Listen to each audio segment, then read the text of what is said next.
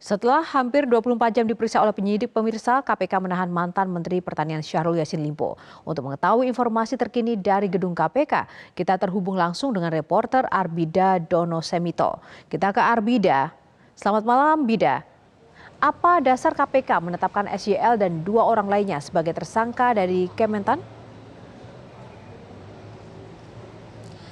Baik, selamat malam Yohana dan juga pemirsa. Terkait dengan dasar dari penetapan tersangka, ketiga tersangka pusaran kasus korupsi di lingkungan Kementerian Pertanian yang sebelumnya KPK sudah menetapkan tiga tersangka, yaitu yang pertama adalah Menteri Pertanian, mantan Menteri Pertanian Republik Indonesia Syahrul Yassin Limpo atau SYL, kemudian yang kedua adalah Sekjen Kementan yaitu Kasdi Subagiono dan juga Direktur Alat dan Mesin Kementan yaitu Muhammad Hatta, di mana pada hari ini total terlengkap tiga tersangka telah dilakukan penahanan, dan pada hari ini memang dilakukan penahanan kepada Direktur Alat dan Mesin Muhammad Hatta dan juga mantan Menteri Pertanian SYL. Dilakukan penahanan hari ini dan akan dilakukan penahanan selama 20 hari ke depan, di mana terhitung sejak hari ini hingga nanti tanggal 1 November 2023. Dan terkait dengan dasar penahanan sendiri, dasar penetapan tersangka maksud saya, KPK menetapkan tiga tersangka ini usai mendapatkan beberapa alat bukti atau dua alat bukti yang cukup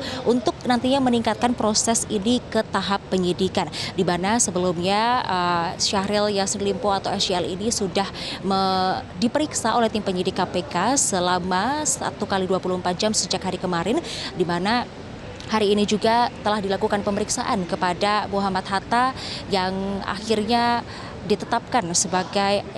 dilakukan penahanan maksud saya kepada dua tersangka ini, Yohana. Ya, lalu adakah penjelasan dari pimpinan KPK terkait kontroversi penangkapan terhadap Syahrul Yassin Limpo?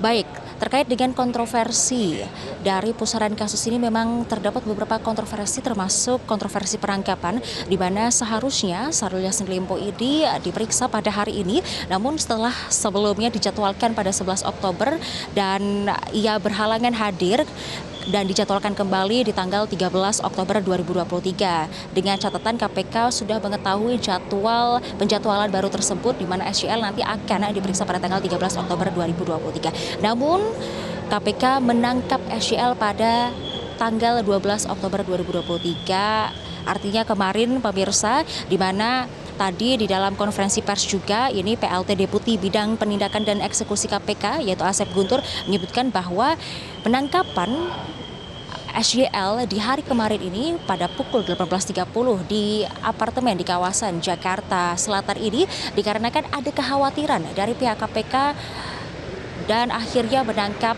Syahrul Yassin Limpo.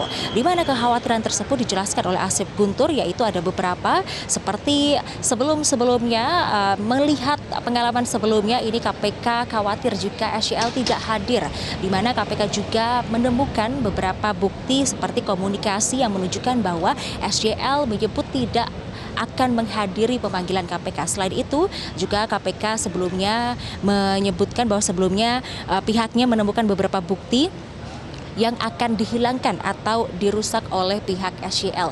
Dan kekhawatiran tersebut juga ditambah oleh Asep Guntur bahwa beberapa kali SYL ini tidak hadir di dalam pemanggilan. Salah satunya adalah ketika SYL ini berkunjung di rumah orang tuanya di Makassar ketika orang tuanya sedang sakit. Dan mengenai kontroversi lainnya ini pemirsa dan juga Yohana, mengenai Ketua KPK yaitu Firly Bahuri yang menandatangani surat penangkapan SYL sebagai pimpinan dan juga sebagai penyidik, di mana hal ini menjadi sorotan. Pasalnya sesuai dalam aturan dalam revisi UU KPK, pimpinan KPK ini tidak lagi berstatus sebagai penyidik. Nah, KPK ini mengklaim bahwa surat perintah yang ditandatangani oleh Firly Bahuri selaku Ketua KPK ini bisa mengatasnamakan penyidik. Hal tersebut disampaikan tadi oleh pimpinan KPK Alexander Marwata dalam konferensi pers pada malam hari ini. Dan sementara diketahui kemenangan itu adalah subjektif penyidik. Namun Alexander juga menjelaskan bahwa sesuai KUHP penyidik ini bisa, maksud saya pimpinan KPK atau Ketua KPK ini Firly Bahuri bisa melakukan kewenangan melakukan penangkapan dan juga sebagai seorang penyidik. Demikian yang dapat kami sampaikan, Yohana, terkait dengan beberapa kontroversi yang terjadi di dalam kasus penangkapan dan juga penahanan mantan Menteri Pertanian SYL. Kembali ke studio. Baik, terima kasih Arwida atas laporannya dari Gedung KPK Jakarta. Jelajahi cara baru mendapatkan informasi. Download Metro TV Extend sekarang.